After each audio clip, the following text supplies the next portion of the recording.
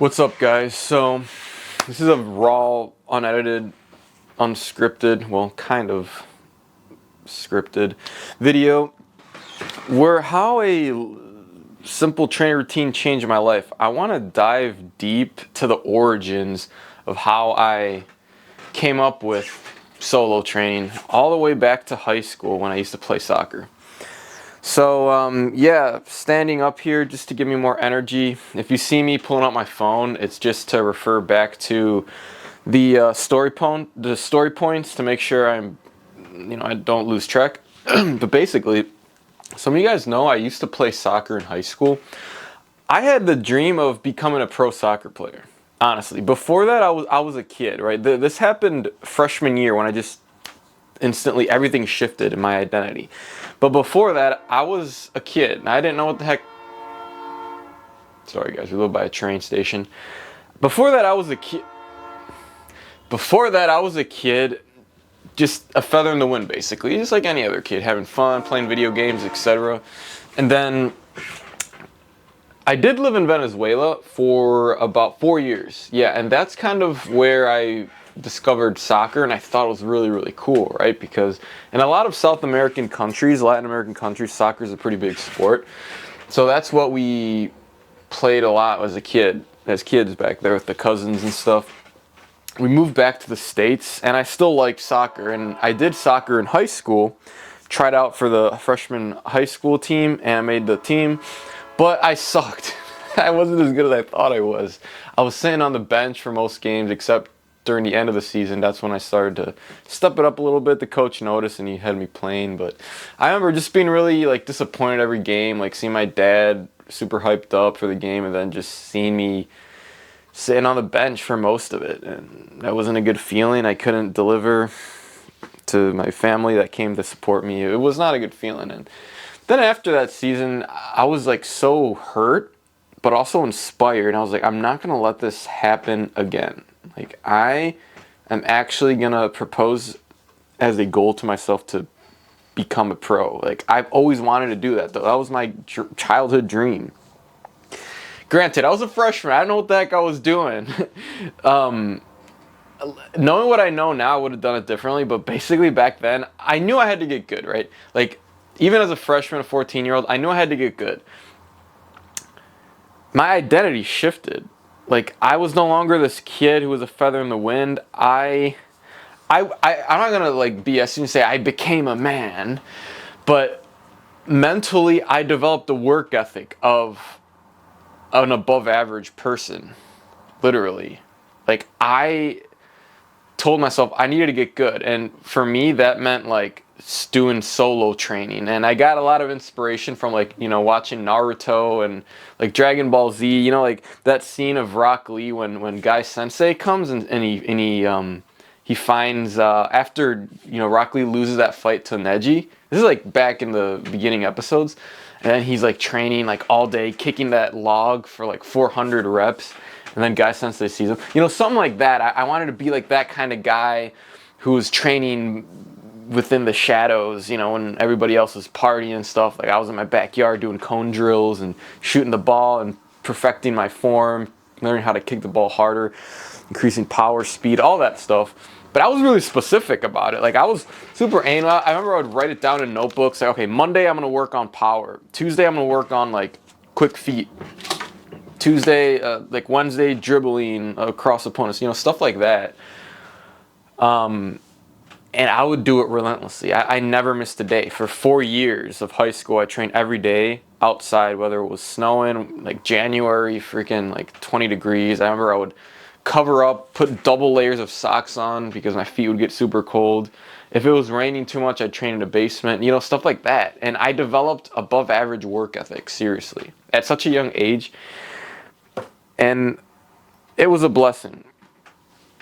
It was a blessing. But then, long story short, it just didn't pan out. At the end of high school, I ended up quitting soccer. It didn't pan out the way I wanted to because I did it wrong. I went about it wrong. I did it all by myself. I should have, asked somebody to help me, like a coach or a mentor. Never had support. I was basically doing it on my own. Knowing what I know now, what I really lacked was game experience. I should have been playing more games more than solo training, because soccer is a team sport. It's not an individual solo sport like judo is, for example. And after that, man, I wasn't too butthurt, because low key I really wanted to quit, because I was kind of starting to dread the last 4 years of no ROI. Imagine that. Imagine like working on something so hard for so long and not seeing the benefit of the reward, you know, to a great level. I mean, I saw my individual athletic skills, like my speed, stamina, muscle mass, all that increase, like solo athleticism, but actual like performance on the field, very minimum. And that was super discouraging. I was like, screw this. I was still young when I quit. I was 18. I decided, hey, I want to still pursue a sport. Like, I'm a natural athlete, and I feel like if I'm not training a sport consistently,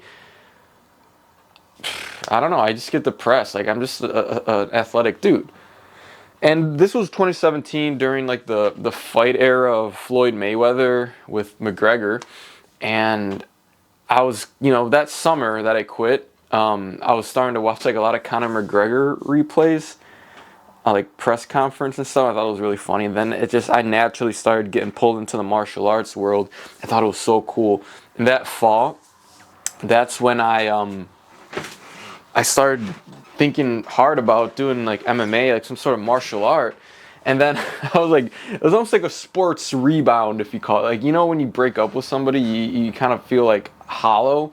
That's what it was with me with soccer. Like, with sports, like I wanted to look for another sport to replace soccer, and to put in all my principles of solo training into it. And I was watching like Shane from Fight Tips, like how to, like, you know, do boxing solo drills at home. Like, I remember I strapped together like the wrist straps, like from one point to another, to practice, like, you know, ducking and doing that thing. I even set up like a homemade punching bag with a sleeping bag. I tied it to my basement thing somewhere, and I started punching that thing. Here's some footage from 2017. I was working on like my kicks in between classes. Like, I was going to college too. In between like classes, I remember I would go outside and work on like shadow punches. I would do that, like, so I would treat it like soccer. Like Monday, Tuesday, I would work on like striking, and then yeah, that was how it was. And then I was working at a gym at the time, and then I met this one dude. He was a Russian guy. He was a black belt in judo and jiu-jitsu. And I asked him for a free session, and I knew a little bit about judo falls and stuff, because my dad is also a black belt and he taught me.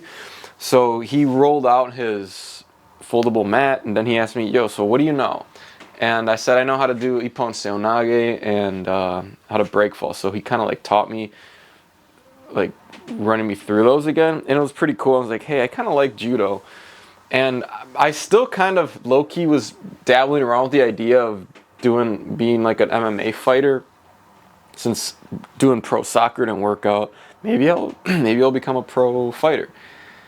And I naturally started realizing that I was naturally getting good at fighting. I remember I during my time working at that gym, it was like 3-ish months. I didn't get into judo back then. This was just striking. I was just working on striking. There was a heavy bag at my gym, and I was always, after each, you know, weightlifting workout, I would hit the heavy bag for a couple minutes working on kicks, flexibility. I improved. I was a natural at it. And I was like, wow, I can actually do this.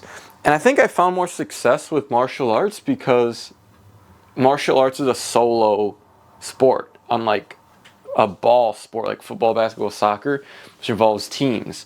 So it's so convenient. I can always train on my own and not have to worry about, you know, lacking that much experience. But we'll get into that, because there is some, you know, experience that you need, you know, in a fighting scenario. But for the most part, you can really improve alone. And that was perfect for me, because I'm kind of like that lone wolf, like the Batman that likes to train in the shadows and stay in the comfort of my own home and train. Always been that way. And then I got good, you know, like striking, and I developed an amazing solo routine around like striking and stuff. And then I thought that, okay, if I'm gonna do MMA, I gotta learn how to grapple, because my grappling, my ground game was non-existent back then. So I thought, okay, should I get a black belt in jiu-jitsu or judo? And then I talked to my dad about it, and like, you know, naturally, since my dad was a judo guy, we just decided to do judo. And I also thought judo was really cool. So we found a local club, and that's how judo started. And I progressed rather quickly.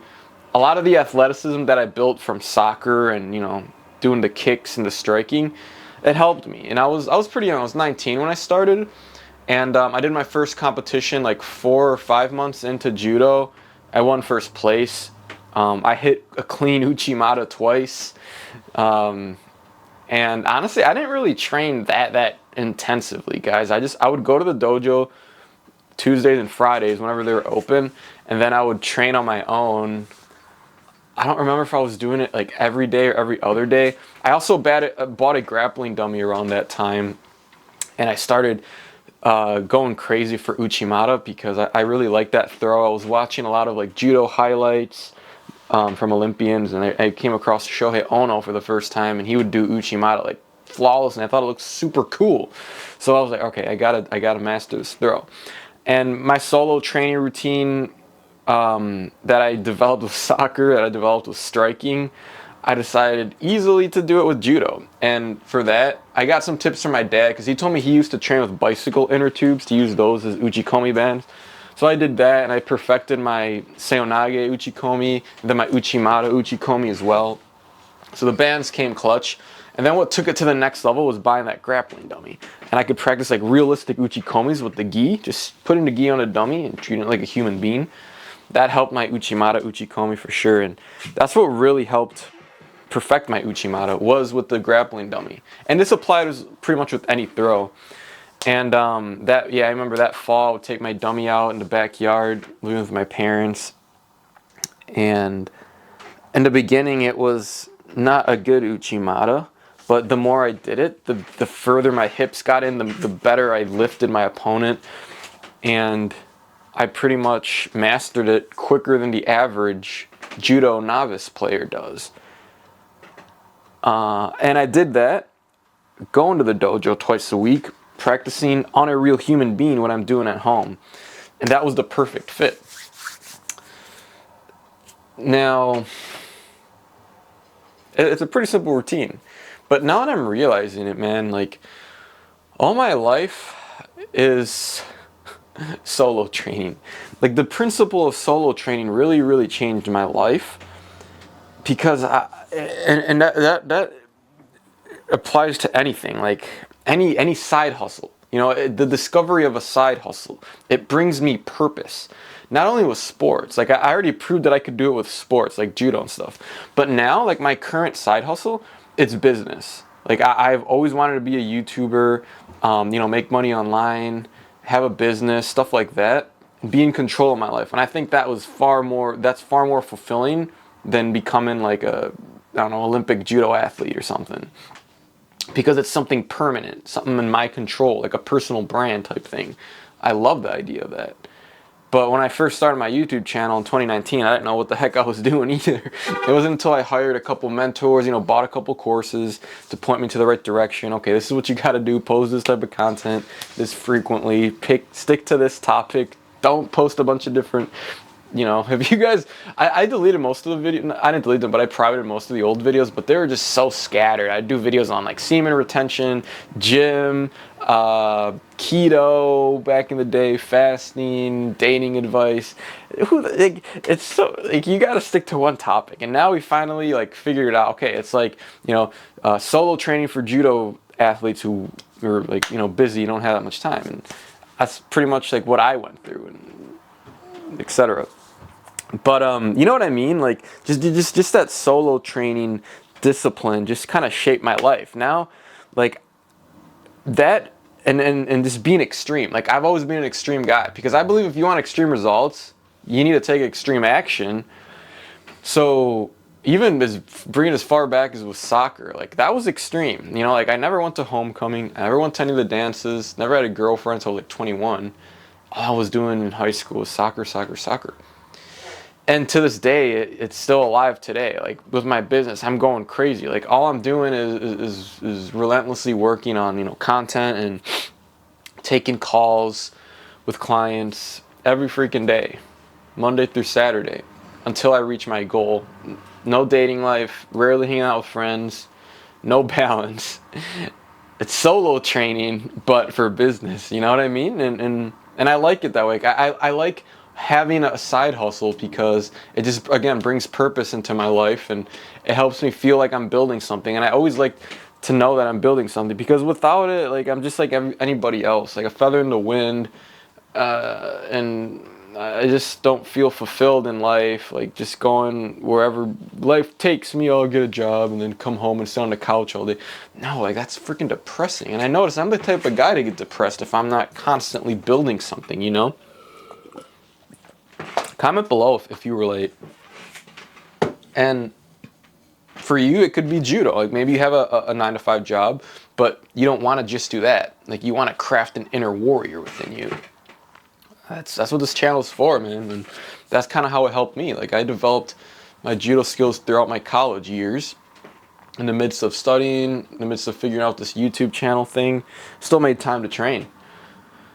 So yeah, if this story impacted you and you want to learn how to